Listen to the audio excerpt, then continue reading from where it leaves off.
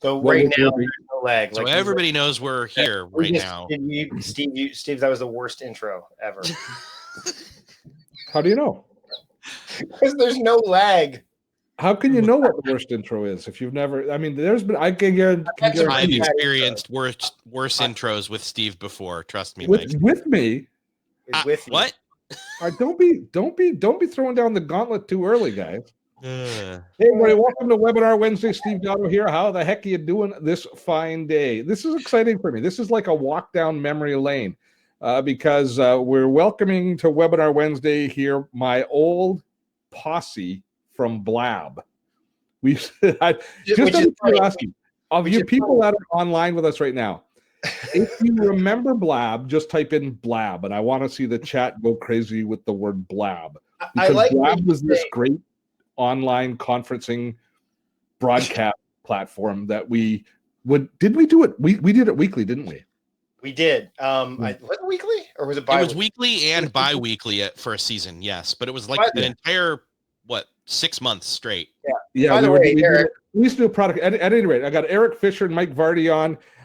And we're going to be kind of just walking down memory lane, but talking this week about productivity, the productivity tools. Eric's got a podcast on productivity. Mike has a podcast on productivity. They're super efficient guys, so efficient. Now, Eric, though, I got to tell you right away, Eric doesn't work for Batman. I wore the colors for Eric because until recently he was employed by another social media marketing firm, but now he's employed by Agora Pulse. So like the good host I am, I rep the colors. And Eric didn't. So and I appreciate it because I was doing work all day and wasn't thinking about what I should wear or not wear later on. I typically have the sweatshirt putting on and off throughout the day anyway. It just happens to be over there. So, which, by the way, Eric, if you're wearing that, it makes me think that you are Batman. If he's wearing that, he's Batman. He's been working all day. Exactly. And you've got your Green Lantern ring, so we're all good. I do. It's the Justice League right here. Yes. There we go. Well, a big welcome to everybody. We got lots of people in the room. Here's what's going to be happening today is I've got a couple of questions to kind of leading questions. We're going to have a bit of a productivity roundtable where we're talking about what the year that brought us in this world of productivity. We're each going to nominate a product of the year for last year for the best productivity tool. And I'll get April to make a poll. We'll have fun. I'll get April to make a poll once we've named our products of the year, and everybody can vote on which they think is the best product, so that one of us at least will be humiliated, whoever finishes third. So we can at least capture some of the spirit of the old Blab. So we'll be talking about that. We'll be talking about what to look forward to in the new year as far as the world of productivity, what companies we're keeping a close eye on, and what we have hopes for. We'll be of course taking as many of your questions as we can within the hour. So unlike our normal Webinar Wednesday, I don't have a pre-recorded demo. This is all going to be a conversation with the guys. So that's kind of the setup. I'm still fighting off a cold, so I might occasionally be coughing as we go along, although I am feeling much better for those of you that have been with us for the last couple of weeks. Before we go as well, I have to do a quick shout out and a thanks to all of our patrons at Patreon. Now, Dotto Tech, this channel is supported through the generosity of our community at Patreon, and we're on air because of your support. So I'd like to say a big thank you to all of our patrons who keep us on air. If you find this content valuable, every week we do a different tutorial webinar of some sort, either in the world of productivity or in the world of content creation. If you find that valuable, I encourage you to drop by our Patreon page. April will drop the link in. And there are perks including half price for all of our courses. And most importantly, we archive each and every one of these webinars and make them available to you in our Webinar Wednesday archive. And this is our 115th Webinar Wednesday, guys. Wow. I know. Wow. It's been pretty good. And so many of our regulars keep coming back week after week. So we appreciate that as well. So guys, of course, I should also mention April is in the chat and she'll be managing everything. If anybody's having any issues, if the quality is intermittent, it takes Demio a little bit of time to load balance all of the video and audio. So if you're a little bit patient, it should equal out. but it's always a good idea if you are having issues to just exit the browser, restart your browser. You don't usually have to restart your computer. Restart your browser, re-enter the session, and 9 times out of 10, that will clear up any audio lag issues or video lag issues or inconsistencies that people are suffering from. So try that, and April will be there also to help you out as we go along. So let's have a chat about what's happening in everybody's life. But I guess, yeah, let's talk about last year, the year that was. What were the stories that caught your eye last year, and what were the products that you were watching in the world of productivity, Mike? The big one that I think just wouldn't go away and is relentless was the whole a battle between like Evernote and Notion. I think was a big one. Yes. Like the idea, like Evernote was kind of going through ups and downs, peaks and valleys. I know that they're evening things out a little bit as the year gets underway, but I think a tool like Notion, which honestly, and I know Steve, you and I have had this conversation before, Evernote and Notion are not the same. Like but for some reason. Different. They are, but for some reason they kind of get lumped together to a degree. And Notion really was in the zeitgeist in the productivity space for a lot of 2019, whether it's Francesco who was talking about them, whether they were just hitting up with Crowdcast office hours, Marie Poulin, all that stuff. It to me kind of made a lot of headway in 2019. And it was kind of like the rise of this new productivity tool that people could manipulate the way that they wanted to. And I watched it from afar. I'm now into Notion a little bit more, but it was one of those, and Eric, you and I have been doing this for a while too, the idea of this tool that people are becoming so reliant on. And I'm like, we've seen that happen before too. So I'm like, it's a cautionary tale that is still ongoing. But in 2019, it was the thing that kind of was in the zeitgeist, at least in the app space, for the majority of the year. And we obviously did a lot of coverage on that because we do so much on Evernote on the channel, and we've got our new Evernote course out. And I also partnered with Francesco on his Notion course. We actually ended up publishing it for him and working with him on it. And one thing that struck me is I got into Notion a little bit and started to, because like everybody else, we were looking for a good alternative to Evernote, especially when Evernote was really looking like they were about to crater in. But I think more than the fact that they're similar products, it was the timing. Just as Notion was becoming recognizable as a product was when people started to be concerned about Evernote. So it was more about the situation than the actual feature mix in the ability for Notion to replace Evernote. Because as I got into it, I recognized there's no way Notion is going to do what I do with Evernote. It just wasn't going to happen. It's a lot like how people refer to Slack as an email killer. And yet, and yet Slack could, to a certain point, kill a lot of the downsides to email. It does not replace email. And so it's the same thing with Evernote and Notion. Right. But the same problems have arisen with Slack where, all of a sudden you have too many Slack channels to keep up with and too many Slack communities. So with what mo money, mo problems, mo apps, mo problems can still happen. And you're right. I think a lot of people were taking Notion because it was happening, like you said, Steve, at the timing wise, at the same time as Evernote was kind of going through the rocky road, that there was this natural kind of inclination to group them together. And in fact, they are not, I use both. I think both have a place in a productivity ecosystem. But again, like with Evernote, Notion does not do everything well. To shoehorn things into Notion, I think, is a mistake, just like people still try to do that with Evernote. Yeah. Eric, so what caught your eye last year? Yeah, well, and so this was the very tail end of actually 2018. It was like late November. So I counted as what in 2019 was the year that this became a thing for me and then flourished. Was I became aware of Brain FM, and I talked to, I forget his name, but I talked to him on my show and basically got into the science of it. And for those of us who know what focus at will is and have been familiar with that further back in time, in fact, I think, Mike, you actually talked to the Focus at Will people more recently. And I did like back in 2014. Can't believe that's like 6 years ago now. But anyway, I was impressed by what Brain FM could do compared to Focus at Will. And, offline, I even heard from I think it was their CEO or whatever, who kind of told me the differences between them. I'm like, oh, okay. And he sold me on it. And basically, for those that don't know, Brain FM is a way of basically, I mentioned Focus at Will. It's something you listen to. It's not music per se, although it is sounds and it sounds like music, but it helps you get into the zone in terms of brain phase locking. So getting into a focus mode or relaxing or sleep. So it's really effective for if you're going to do focused work or deep work.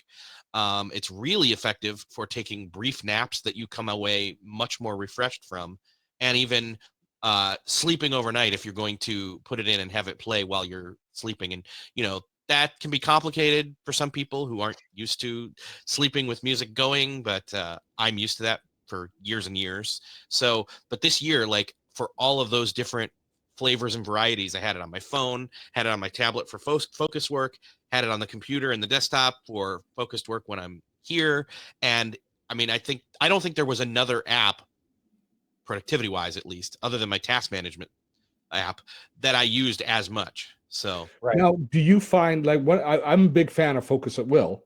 I've never tried Brain FM, but I find that Focus at Will far and away works best when I've got noise canceling headphones on. sure, that can help. I mean, that's preferable, but with this, I mean, it wouldn't matter as long as it's not, I don't know. You don't want a lot of extra, Right. exterior noise. Typically when I'm using headphones at the desktop or when I'm out and about, I do have noise canceling, but I didn't start off using it with that, and I still saw the effects. So you are using Brain FM way beyond. Focus at Will is primarily sitting down at task, designed to be used between 20 minutes and I think they tell me like a 2-hour session is kind of the maximum that they're. But you're using it persistently. Yes, like I will use it to sit and do meditation because I mean, it's almost like cheating. It gets your brain. It's like how you have to stretch your body physically before running. This musically gets your brain in the phase of meditating easier. Yeah, Brain FM is more multifaceted than Focus at Will. Yeah, and it's right there in the two names. Focus is focus at will only, focusing. Brain is all the different brain phase states that you want to get into. Yeah. So you, again, much like with the Evernote Notion compare, like they're two different tools to a degree. I think the difference is I think you could use Brain FM exclusively, whereas I think with Focus at Will, that would be a tool for focus, and then you'd have to add like Headspace or something, like some of these other elements to it to really make it kind of do what all that Brain FM does. Yeah, and I want to make a disclaimer here. Like, I am a lifetime member for Focus at Will from years ago. It's not going to go away for me. I'll never lose access to it, but I just don't use it. Sorry. You're not using okay. And I won't knock it. Like if focus is all you're looking for, fine. But like I was glad to see all the the other brain states is what got me into using Brain FM exclusively, just because why not? Why use multiple apps when one will do for all the things that you use? So for me last year, I began to take on a bit of a minimalistic view and try and reduce the number of productivity apps that I was committing to. I tried to kind of simplify my life a little bit. And I increasingly, obviously, we'll talk a little bit more about Evernote as we go on. And we watched Evernote through the whole year. Very happy with how they've turned the corner. I'm bullish on Evernote once again. But for me, the app that just impressed the heck out of me on an ongoing basis was the number of small, incremental, really useful improvements that Asana kept releasing. Just it seemed like every 6 weeks, every 8 weeks, there'd be a new banner saying, here's a new feature, check this one out in Asana. And they all seemed to be on point. And Asana just became more and more useful. And with most productivity apps, once you've kind of got things set up, they just work for you. And you don't go, oh, here's a newer, better way that I can use it. But I think that Asana aficionados recognize that as they use it more, that they can even evolve their processes on an ongoing basis, because Asana, and it's not like what we went through with Evernote a couple of years ago where they're adding ridiculous features that nobody cared about. It seems like almost every time Asana adds something new, it seems to be a tool that I can use. Yeah, I think that there's been a lot of iterations with task management tools in 2019. You've seen, Amazing Marvin is a great example. Like they've really started to come to the full. Todoist, they put foundations in place and kind of rejigged their user interface for future implementations of things that, I mean, the way they've laid it out now, they can, I believe, I don't know anything. I mean, I've done a lot of work with Todoist, but I don't know this to be true, but they could shift to that Agile or Kanban or Scrum style based on what they've done. So we're seeing a lot more visual productivity tools, which is, I think, why Notion would be one of those things that because people love to be able to, like the emoticons that are showing up and things like that. But then to that end, another thing that we probably should touch on a little bit is bullet journaling really rose heavily in prominence, I think, in 2019.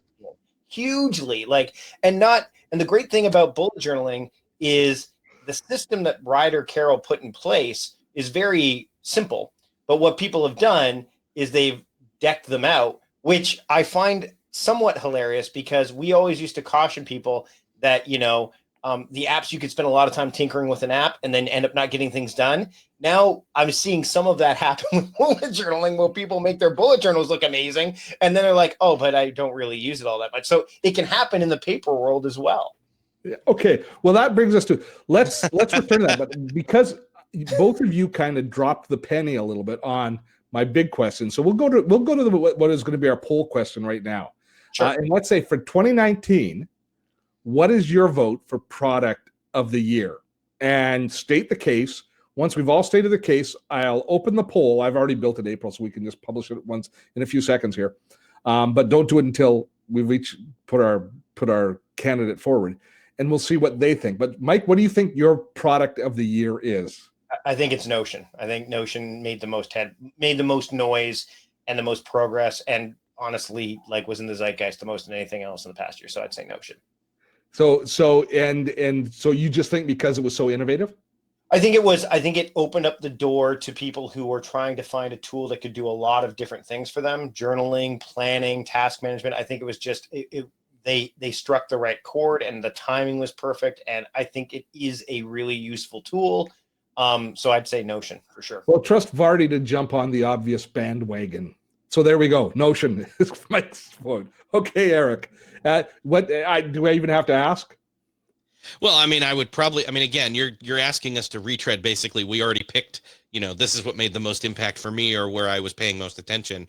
I mean, I would personally go with Brain FM, but I want to throw out another option, which is I saw the specificity of one particular planner explode, and it was Michael Hyatt's Full Focus planner. Like everywhere I turned, somebody was, and what's funny is I'm even sitting in the coffee shop, and my one friend turns to me and says, "Hey, do you guys know anything about this Full Focus planner?" Not knowing I knew Michael at all.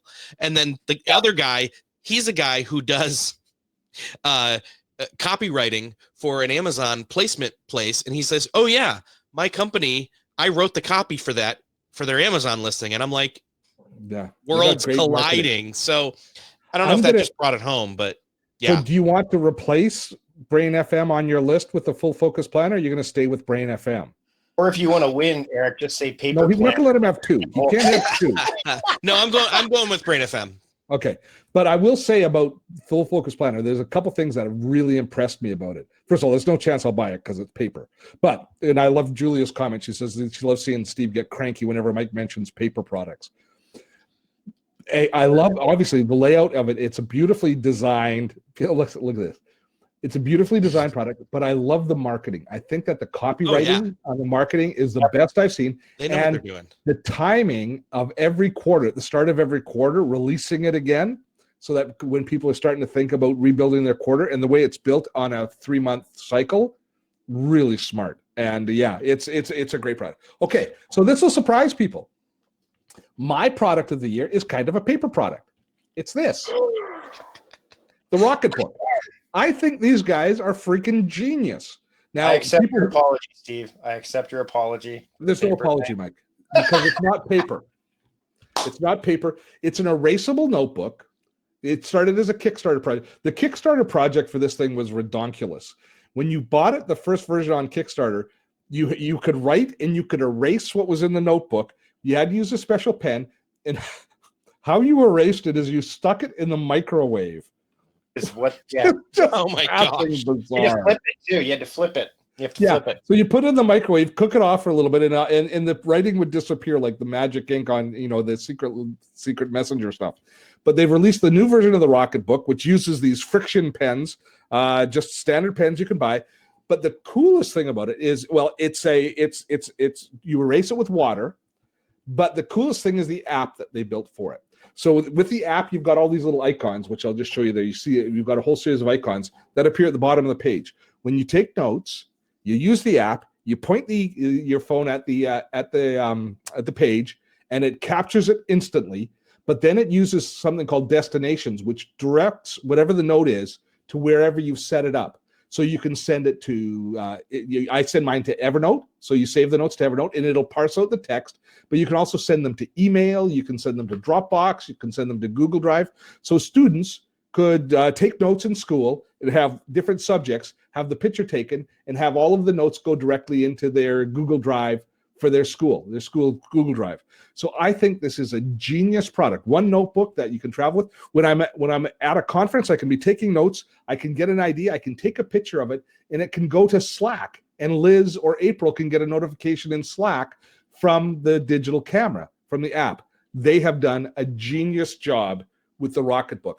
And I think that they've taken something which is, they, more than anybody else, creatively approached a problem and built a very elegant solution that you can, if you apply your imagination, the world's your oyster as far as what you can do.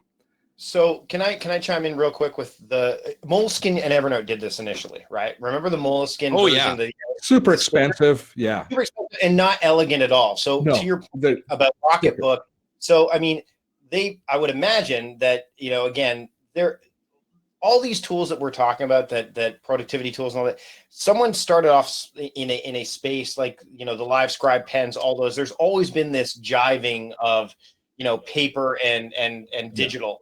Rocketbook, to your point, has done an excellent job with this compared to any of the other tools that are out there. And when you think about the Moleskine books with the stickers that you had to put on that were limited, even the new one, like $60, $50, $60. The Live Scribe, incredible, but $200 for a pen that you could lose and all this sort of. This is like $35.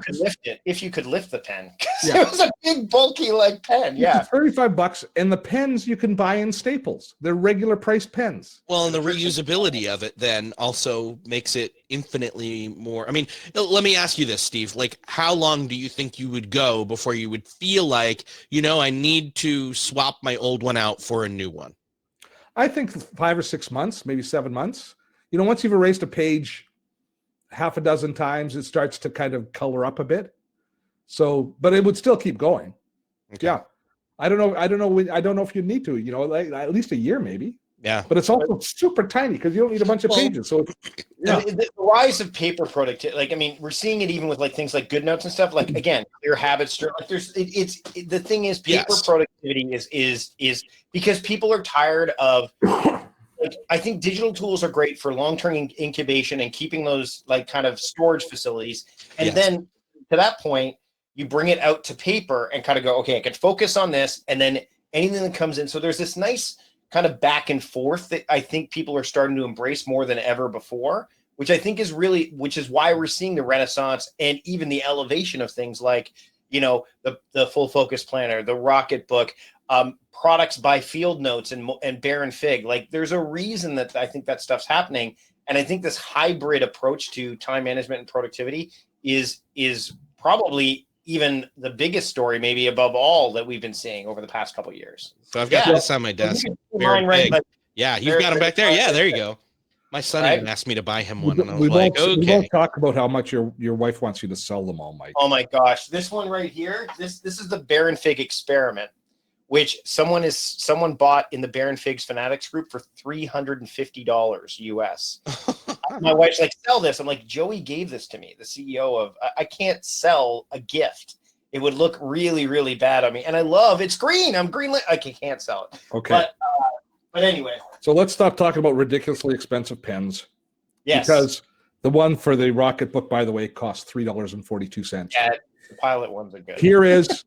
It's time for you guys to vote and to humiliate one of these two guys So the nominees from the Blab Memorial Product of the Year Showcase are Mike, going for the low-hanging fruit, not expressing any imagination at all, and just going, Notion, because everybody loves Notion. That's exactly how Eric with his meditation app, Brain FM, or the coolest new notebook on the planet. So I'm going to share the poll, and you guys can vote, and we're going to see who wins. Oh, look at that. The way you loaded that up. You just have a loyal audience is what it is. Yeah, they love you. Of course they love me. Well, because I love them. It's a two-way street. It's all about community building. I was hoping it would be closer, but I'm going to relish this. This is community awesome. Building is a synonym for loading up the boxes and ballot stuffing. That's what. As I recall, I used to win all the time when we did the Blab too.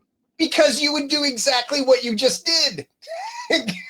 You would front load it. It's hilarious. Anyway, one of you guys should have organized the webinar then.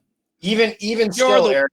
You're the webinar guy. Anyways, we would not have won. He's got majority in parliamentary. He would have majority right now anyway. Yeah, I have a super majority. Super majority. We couldn't defeat him. Basically, I'm the king. I wonder how many rocket books you're going to sell out of this. I don't know. I hope April's sharing my affiliate link. I was going to say, why didn't you? Hey, let me drop my Brain FM affiliate link while you're at it. You can do it. Go ahead, do that. I don't have one. That's good. Well, thanks. Okay, so the final score at this point here is 90 people think the rocket book. I think you guys recognize the ingenuity of the rocket book, because this was the year it really came forward. And Notion is great, but it's not for everybody. Rocket book's for everybody. There we go. 93 to 39 to 25. Does Rocketbook, do they make a small, like a pocket notebook version? Yeah, they've got. It looked like there was a tiny little one. That's good, because I think that's where it'd be really useful for a lot of people, is to have it for the quick capture, and then they could just. I think that's a good size. I would consider doing that, because I would, I'd carry that one for quick capture, and I wouldn't use it for bigger stuff. That's what I would use one of these planners for, or perhaps someone else is making a planner soon, and I would use that one. I definitely see, I imagine what we'll see coming out of a product like Rocketbook in the next year is a relationship with something like the Full Focus Planner, where those styles of pages come as templates. Yep. Where they license some of the better ideas. That would be a definite way that people can go. And there's also some paper versions of it that you can get. But at any rate, good stuff. So that was compelling. So let's now spend a few minutes and talk about, I think, what the story that dominated my attention, which was Evernote's reinvention of itself and really almost exactly a year of new leadership. Were you guys as concerned as I was this time last year about what was going to happen with Evernote? Yep, totally. I mean, I don't think I was as concerned, but I was becoming aware. Yeah, I thought my first thought was when Google, when the CEO, Chris, I think his name was, came over from Google, and then they started using Google servers. And Steve, you and I have talked about this, and I thought Keep isn't doing that well. Will Evernote become an Alphabet company? Like, will they be acquired by Alphabet and basically keep the brand awareness of Evernote, but then basically fold Keep into maybe some stuff you could do with Google Drive? That's what I thought was going to happen. And then all of a sudden the fallout, with Chris being, let go, and then Ian coming on board. And I think it was just this week, I think, that Ian did another video about like what's going on. They've been doing some behind the scenes stuff, which is cool. But yeah, I felt that they lost their way, and that I was concerned that, they would not be able to recover from that. But it looks like they're righting the ship. Absolutely. I agree with you. Interesting comment Michelle said, talking about improvement in listening to people. That's one of the things I believe that Evernote has done, is they've started to listen to their user base. Mm-hmm. And the things that they're pulling back to and the things that they're concentrating on, to me, give me confidence that they're moving in the right direction. But Michelle actually says the improvements that Asana has made, speaking of companies, and listening to, going from list view, being able to switch back from list and board interchangeably, in this last thing that she says, they're listening to our asks. And we never felt that Evernote was doing that in the past. They weren't listening to our asks. No, they were busy trying to diversify, like with Evernote Hello and Evernote Food and all these other, and that they had a store, and you're like, what? It's kind of like the person that's running a business and they have a bit like 5 different things you're not quite sure what they're there for, so you just eventually abandon ship, right? What was the Evernote thing that was like trashed all the time? The private chat thing. Oh, the teamwork. Yeah, they're internal. It's still there. It's still there. But I mean, to that end, I mean, I remember when Asana started their team conversations, and people were like, well, why would you do that when people are just using Slack? I think this is where, when tools try to become an all-in-one, when there's and they only do one thing, like they don't do that thing very well. This is where a tool like Zapier can really go, hey, look, why don't we connect Slack to Asana and see how? Because I know that's what we've done. Is like, hey, let's connect Slack to Asana, make it work that way. Because Slack does conversations really well and does not do task management really well or project management, but Asana does it really well. So you don't have to build an app that does everything. Which, again, back to Notion, is the cautionary tale, right? Like, don't make it do everything, because eventually people will get so overwhelmed by it that they'll be repelled by it. They'll go, there's too much going on in here, let me get out of here, right? So I think that's what I did. Yeah. When I tried Notion, after people started talking, there was 2, high profile people who posted about it on Facebook, Notion, as well as the quote possible death of Evernote. I was like, well, I guess I better look at options. And then I tried it out and I saw, oh, Notion looks like it's got way more going on here than I can understand. So it's way more than an Evernote replacement, but it's almost overwhelmingly so. And then I was like, yeah, I don't know if I need this anymore. If you let it. That's always the thing. That's my point, is I saw, Yeah, like I use it for, like, Thomas Frank uses it for planning his videos. I'm like, that's a great use case. I don't have anything to do that yet, so let me just do that, right? So I think that Evernote, the problem with Evernote that a lot of people were using it for was like, I'm going to use this as a task manager. It's a terrible task manager. No. I'm going to use it. Like, Evernote is great. It's a digital filing cabinet. That's what it's best used for. And then when they started to put all these other things into it, it's like, okay, now it's bulky, it's weighing down, it takes forever to load, I can't do this, I can't do that. I mean, Evernote should be focusing on, and they are getting back to their basics. And when you do that, because no one else was doing that well, even Microsoft, who had OneNote, was not doing that well. And the reason OneNote is being used again is because of Evernote. Microsoft realized, hey, we've got this thing, we should use it because this other company, the green elephant, is eating our lunch. So I'm pleased to see where they're going. You do still have some of those high-powered users still using it, like, and I have a sense of who you're talking about, Eric, because I saw the same kind of people looking at it. I have not left Evernote. The web clipper is still far and away better than the other ones that are out there.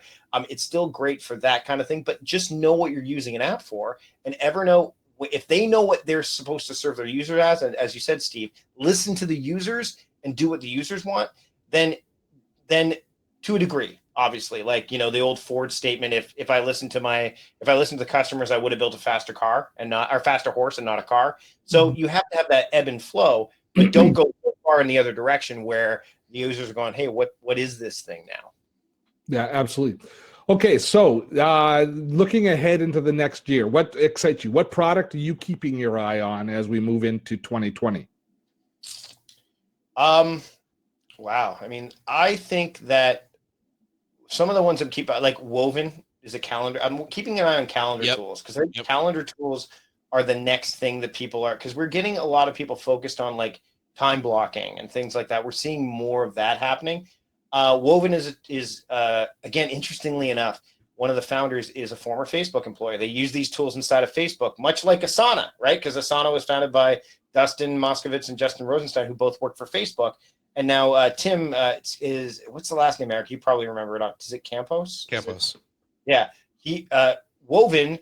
He said, like, I need this tool, and they've built it, and I love Woven. I mean, I love the fact that the problem with most calendar tools, like appointment booking tools, is you have to go, okay, let me look at this tool, and now let me look at my calendar. Okay, and you're doing a lot of back and forth, whereas this interlaces it over top, so you can go, oh, well, here's what I want to do. So it's making that more efficient. So I think calendar scheduling, like using like calendar tools, are going to make a huge.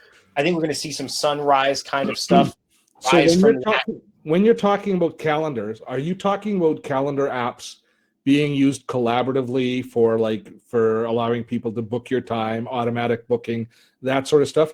Or are you talking about assigning melding a calendar app with a task manager, so you're actually getting times and dates where you're being assigned and you're being kept on track in your day.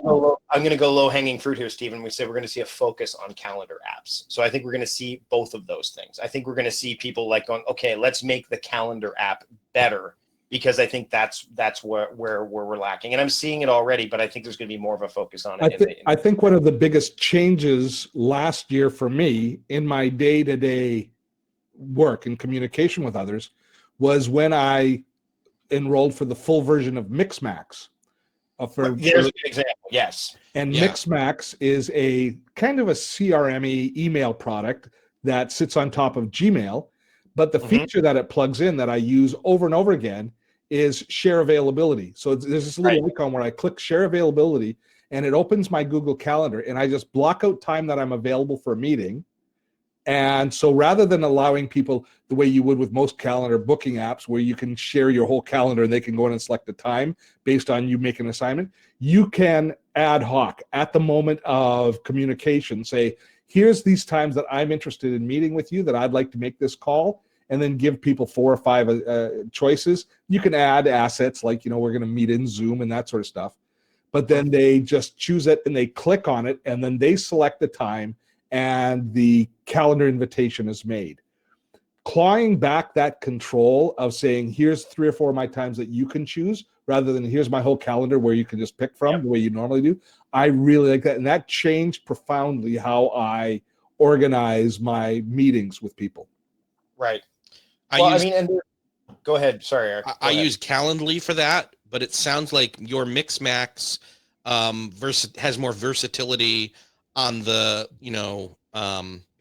off the, someone asks you, hey, can we meet? Instead of you just shooting them a link to where you've got predetermined blocked out stuff, which I still very much hold to, because it's like, I already know, like I will go through here, talking about quarters like we were earlier. I will at the kind of tail end of a quarter ahead of time go on my Calendly and block out, well, these weeks are never going to be possible for anybody to set up meetings with me whatsoever. So that's out. And I don't like Mixmax seems more like flexible. Well, and a tool like Calendly works great. I imagine you use it for booking podcast guests, where you're looking at, yes. But that's what I use. That sort of thing where you're scheduling a certain time and you can plan it 3 or 4 months out is great. The select a meeting time in a tool like in a tool like Mixmax is very kind of short term. Like, oh, we're going to meet you have some times next Thursday afternoon. Well, rather than going back and saying I have this, I have that, you just say, here's my times that are available Thursday afternoon. Pick one. And so it puts control back for me, and I don't have to spend time blocking out time ahead of time. Right. And because that I always feel changes. And then if you haven't administratively done that and you've got times open, and then you realize, oh, I should have shut that off because I forgot I've got to pick up my daughter at the airport on Thursday. She's coming in that day. And so then you're doing all this kind of retrofitting people's schedules and having to write back and say, I'm sorry, I double booked myself, and it ends up saving a lot of time from that particular perspective. I want to address something that Robert mentions in the chat, the idea of the two-way seamless sync, the Noseby to Google Calendar. I think seamless sync is finally starting to take hold with apps, because I know Todoist tried it, and the problem was you had to create a completely separate calendar for Todoist because it would infiltrate your entire calendar, and if you decided to disconnect it, all those tasks stayed in your Google Calendar and you have to manually delete them. So when they first introduced that, they didn't explain that clearly enough to a lot of people, and even people who were especially new users that don't use a lot of this stuff, and they're like, why can't I get rid of these things on my calendar anymore? I would think that, to Robert's point, I mean, and I do know Noseby. I know some people who use it. I've played with it a bit. I don't play with it as much anymore. Michael Savinsky's put together a great app. I think they finally started to crack the nut a little bit on that seamless sync, because I would still, though, caution, if you're going to use seamless sync between your task manager and your calendar, is to create a separate calendar in Google Calendar or Outlook Calendar for that stuff, in case something breaks, in case you don't want to see all your tasks on your calendar. You can just uncheck it and have that happen. I think that and plus you don't want those calendars, to Steve's point, if you've got it synced to your primary calendar, and you're trying to book appointments, and it assumes that because those tasks are there that you're busy during that time, then it's going to block you off from being able to accept any appointments during that time. So I'm using one of the things I'm using is a company actually out of Sudbury, Ontario.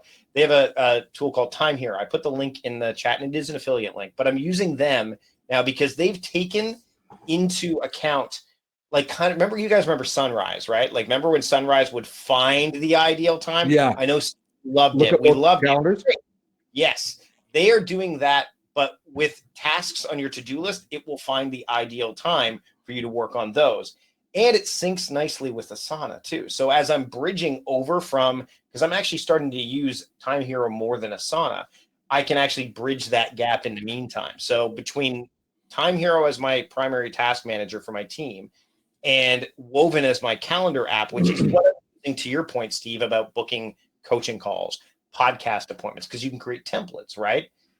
All that stuff going on, I'm finding that there's a more cohesive, I don't have to think, like to your end, I don't have to think about it anymore. Oh, here's the link, and I know everything's kind of set up. Yes, you have to do some front end work, and you have to be careful and not just kind of just set it up and hope it. You have to be thoughtful about it. But I'm seeing more people lean into thoughtful productivity when we start to see people using paper tools and being a bit more deliberate. So spending some time on that, I think, makes sense. And then you've got that meshing between calendar and task, especially like Time Here. I'm finding that where it's working really well with my theming of time and things like that. So I think there's a lot of options out there. But remember, as we've always said, the app will only take you so far. If you set it up incorrect, like, you have to have a good framework going in for the app to help you out with what you really want to do. So Eric, what are you looking for? What are you keeping your eye on this coming year?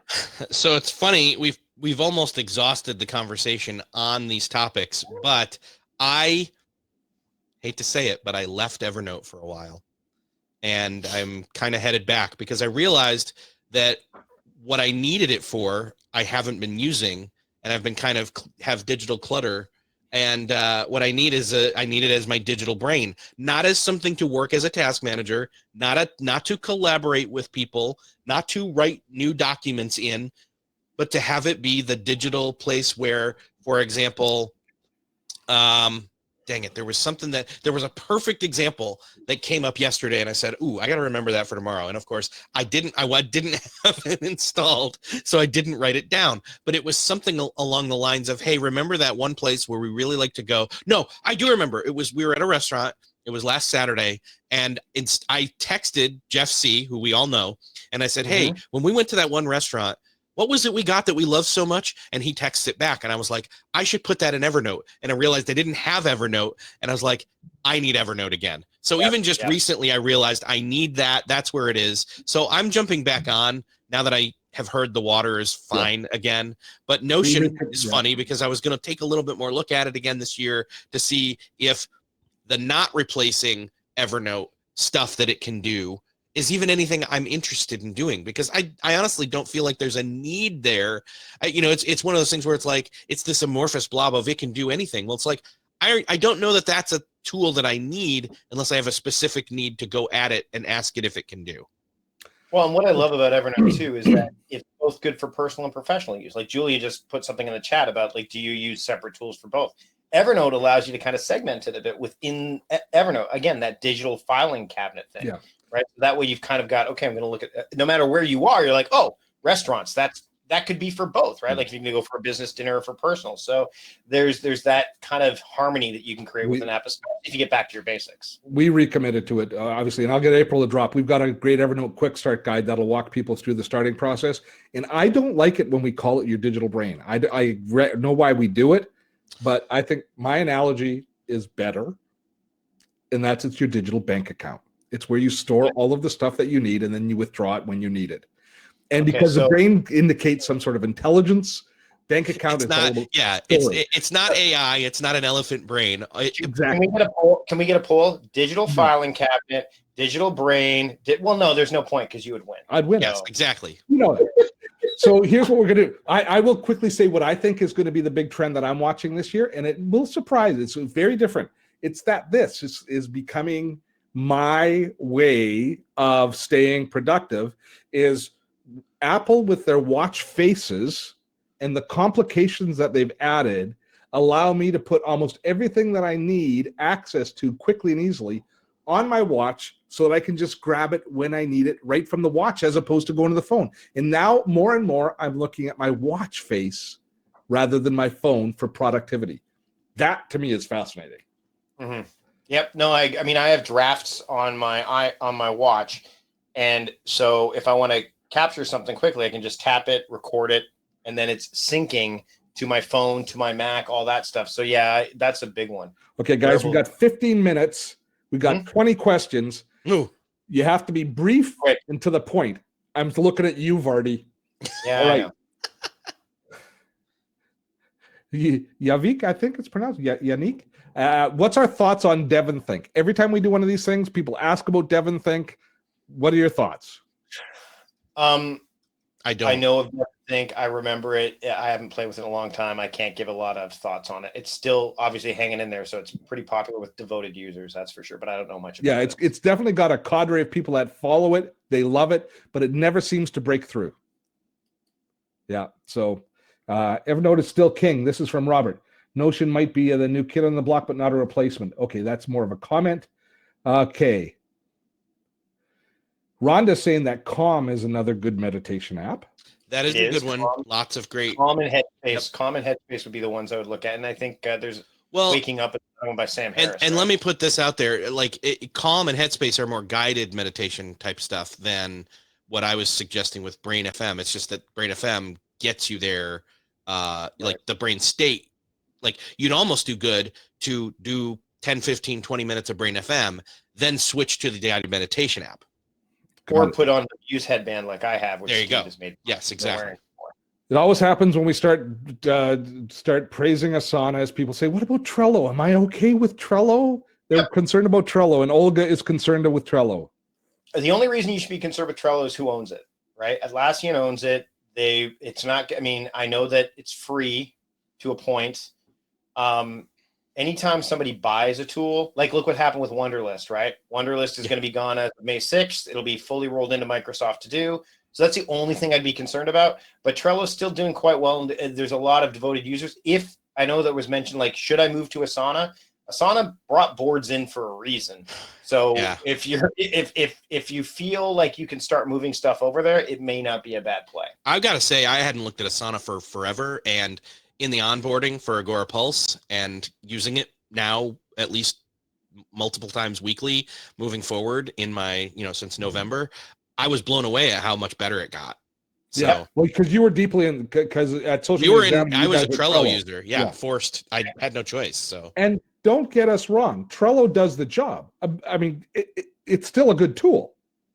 Yep. It's just they aren't upgrading as fast. If I was starting fresh, I would definitely choose Asana. But if I've already invested a lot in Trello, I'm not switching. No, not until you have to. But the concern is always when there's less iteration and somebody buys it, that's kind of okay, I might want to keep my eye on this. So Robert's asking, the old buzzword in productivity was, of course, GDT. And so he's asking, what about schools? Some form of productivity course should be mandatory in high school. How many teachers have inbox zero? Students get emails from teachers and have not a concept of inbox zero or turning action emails into a project. So thoughts from the panel about how we're educating people about digital overload.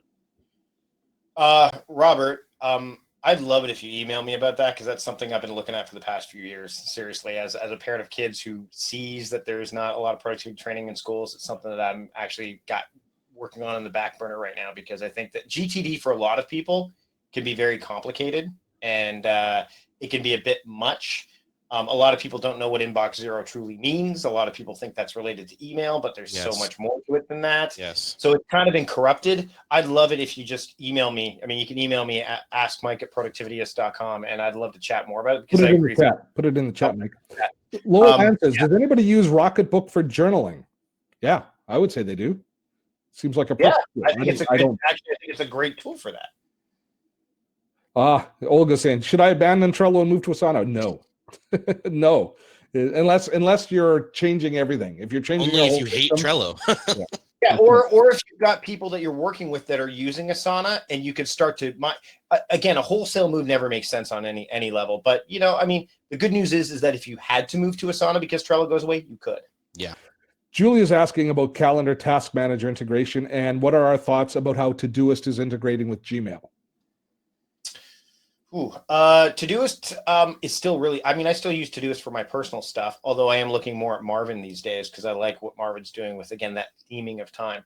Todoist and Gmail, I mean, I think that they're I haven't used a lot of the Google integrations as of late, because I know they have a Gmail integration, and they've got the Chrome extension, which works quite nicely with Gmail.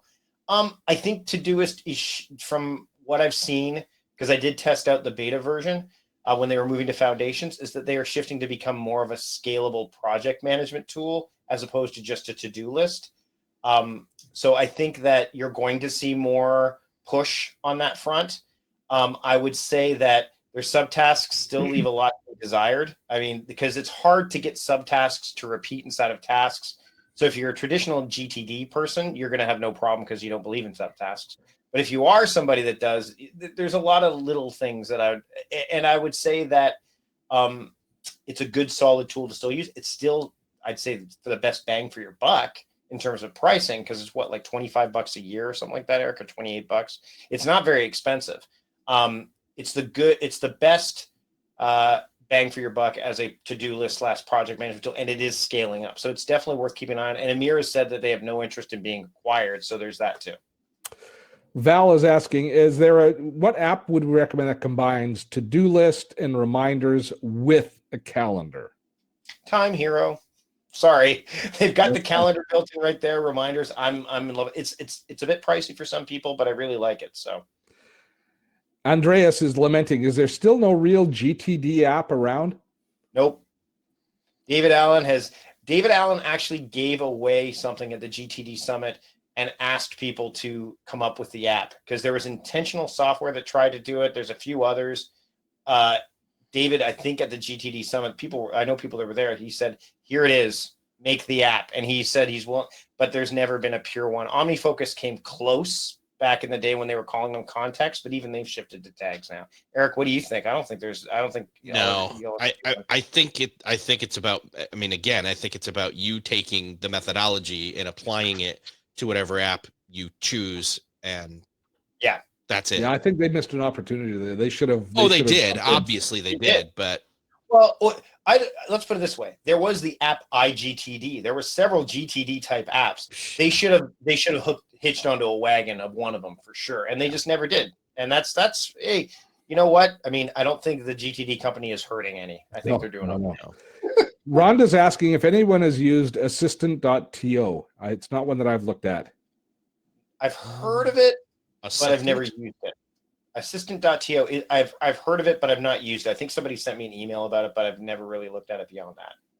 Yakov is asking about fantastical calendar. You're right. Robert's right, by the way. Nosby is based on GTD, and that is true. But there is no like GTD official app, I think is what we're getting at. Like GTD has never said this is. In fact, GTD they have several guides on the Getting Things Done store for different apps, and you have to pay for the PDFs. But just go to YouTube or go to any tutorial and you'll find like how to GTD inside of certain apps. But you're right, Robert. Nosby generally was built around the principles of GTD, a lot like OmniFocus was when it first started. Yeah. And our view on Microsoft to do at this time, and actually we could kind of say about the entire Microsoft venture into all of the productivity stuff. Are we liking it? I don't like it as much as Wunderlist, because I think because they haven't compartmentalized or shifted everything over yet. I think it's going to have some nice integrations with the rest of the Office suite. And frankly, it's doing something that neither Apple or Google are really doing, which is having a pure task management option as part of their suite. So I like that part of it, but I think it's got some stuff missing people will always want more in a to-do list app anyway. But I think that they need to make sure that by May 6th, they've got everything in there that loyal Wunderlist users want, or they're going to lose some people. Yeah. Julia's asking if she's curious if people use both Asana and Todoist still, which you do. Well, you don't use Asana, but you use Todoist as a personal. But I have combined them into one. And this kind of relates back to, do you use the same apps for personal and business? I do. I use Asana. So actually, let's just do this quickly. What is your product mix? I use Gmail, Google Calendar, Evernote, Asana, and Slack. That's my toolkit. So I use Front for email, front.app. I use Time Hero for project management professionally. I use Todoist / Marvin because I'm kind of mixing them both up for personal. I use Evernote for digital file management cabinet stuff, and I use Notion for some planning tools. I think that, and drafts for every piece of writing that I do that I put together. I'd say that's my stack. Eric, what's your mix? Spark for email, both desktop and mobile. Slack is a lot of where the conversation happens. I've got a couple of different. Does Agora Pulse use Slack? There, yes, and they do it very professionally. I'm very pleased to say.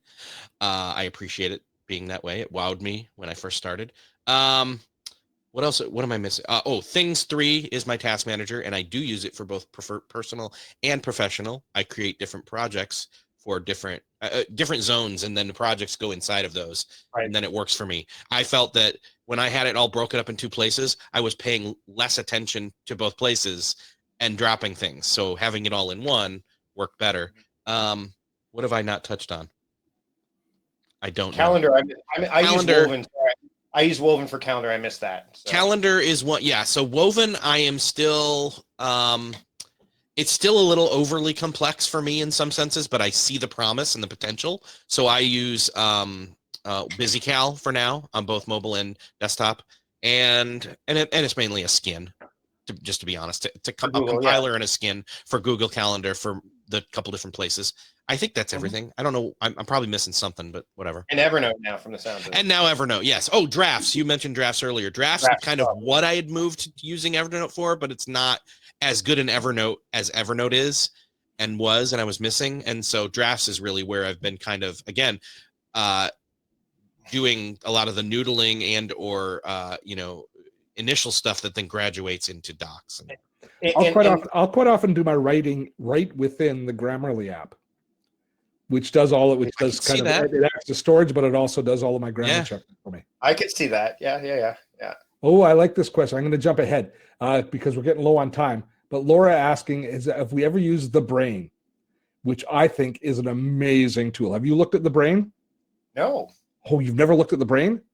Never. It's a mind mapping tool, which is like, I use paper mostly for mind mapping, but I could see it. That's one of the things I haven't used digital tools for at all. I just can't, even with iThoughts and all those other ones. So it's called the Brain. The Brain is different. It's one of the most compelling and complete apps I've seen, but it's very under the radar. Yeah. I have seen this. Huh. Yeah. We've been I've been using Miro for mind map and Brain type stuff because of the Teams stuff. Oh, the ultimate. Yeah, see, they're both going. They're gonna geek out any minute. Put up the geek out timer. It's coming down. Tick, tick, tick, tick. I've seen this, but I didn't realize. Oh yeah, the logo looks familiar to me too. I wonder if they emailed me. I just had to push it aside. I'll have to take a deeper look at it for sure. Yeah, it's definitely worth having a look at. Other than Donnie asks, other than the content grab with Evernote, am I missed using Outlook? What am I missing using Outlook for calendar, email, tasks, contacts, syncs with all my devices with Deja? I don't think you are missing anything. If you use the tool and you really use the tool and you're organized, you're not missing out. The only thing I'd say about Outlook is that its task management system is very rudimentary. I think if you want to go deeper with like project management and stuff like that, that might be the only thing. But I agree, Steve. Like by and large, everything else you're good with, especially if you've got OneNote and stuff in there. The only thing I'd look at, and again, once Microsoft To-Do's in place, you could just, I think they're like, you're migrating the tasks pretty much to there anyways. I would imagine that when To-Do comes into full use, you're going to see Outlook tasks kind of mesh with To-Do so that ultimately the tasks users become To-Do users, because that's where they're going to get all their user base from anyway. Wow. A lot of people using the Brain in there. Wow. Weird. I'm going to have to take a bigger piece at it's really kind of stayed under the horizon, as I say, but it's an impressive app. Guys, we're up to the top of the hour, and I appreciate you doing this. This was fun, wasn't it? Yeah, it was a lot of fun. Yeah. Walk down memory lane. It's been a while. We should do this more often. So, folks, there's going to be a replay. We'll share the replay of today's webinar. We'll fire that out to you in an email tomorrow. As well, next week coming up, I got to take a look. I forgot what I got coming up next week. I think I know. Next week, it's kind of getting back to business stuff. We're going to be talking about what is a side hustle. I think that's it. Let me just check my webinars here. You guys know what a side hustle is. Baby boomers don't know what side hustles are, or we're still learning. Yep. So next week on Webinar Wednesday, what is a side hustle? We're going to be talking about building an online business, either for as a extra thing, or as something that you might want to transition your career into as you move ahead. The following week is going to be an awesome Webinar Wednesday. And somebody was mentioning that within the comments today. We are jointly going to declare email bankruptcy. We're going to do a mass email bankruptcy with the entire webinar. We're going to go through the process of declaring email bankruptcy and do it. We're just going to do it. You guys like that idea? I love it. Idea. That's great. How long is the webinar going to be? 4 days? No, it's an hour. No, it's like ripping off a Band-Aid, Mike. It's like ripping off a Band-Aid. Yep. I agree. Yeah. So That's keep your eye on your email for signing up for those webinars. To all of our patrons, thank you ever so much for your support. We appreciate all of the support that you give us here at Dottotech, and we're here because of your generosity and support. Mike, where do people go to find your podcast? Well, best place to go to keep up with everything is go to productivityist.com/attention. You'll get my weekly newsletter, and then you'll get all the information from there, including how to find my podcast. And I just put the link in there. If you live in or around the Vancouver area or want to be, on Leap Day, February 29th, I'm hosting a live event called The Big Ready, featuring a whole bunch of guests. Just go to thebigready.com and you can learn more about that. Yeah, unfortunately, we're not going to be able to make it because we're on that same day I will be seeing Steve in San Diego. So you guys will be. Yeah, the timing is good for the Leap Day. It's not so good to have you guys in. But how often is there an event in Vancouver where I live that Mike's hosting that I can do with Mike? And he goes, and I go, no, I'm actually not there. Yep, it was very. But it'll be a lot of fun. I'm looking forward to putting this thing together. Got a lot of great guests coming. It's going to be a good thing. And Eric, drop in a link. Where do people find your podcast? It is beyondthetodolist.com. And that is the place to go. And of course, Eric is with the newest employee at Agora Pulse, which is a good friend of Dottotech for many, many years. We love the company, and we're glad you landed there, and you're going to be a great asset to Emmerich and the entire team there at Agora Pulse. So congratulations on that change in your life, Mr. Fisher, sir. All right. April, thanks so much for your support in the chat. To everybody, you guys are such a great community. The questions are intelligent. I know the advice that you give back and forth through the chat, sharing with each other, is ever so valuable. That's what makes Webinar Wednesday special. It's a big part of our life, and I'm glad that you all joined us this week. Mike and Eric will do this again in about a year. I just want to remind you one more time, I won. Yes, you did. It takes them a year before they're willing to do it with me again. Yeah, it stings a little. That's indeed. You know what? We'll do it again, and Mike and I will plan behind the scenes and figure out what to do to win. So you don't want to get me going too much though. You don't want to fire up my competitive juice. Oh no. Okay, we're well aware of that. There you go. Thanks for having us, Steve. Till next time, folks. Have fun storming the castle.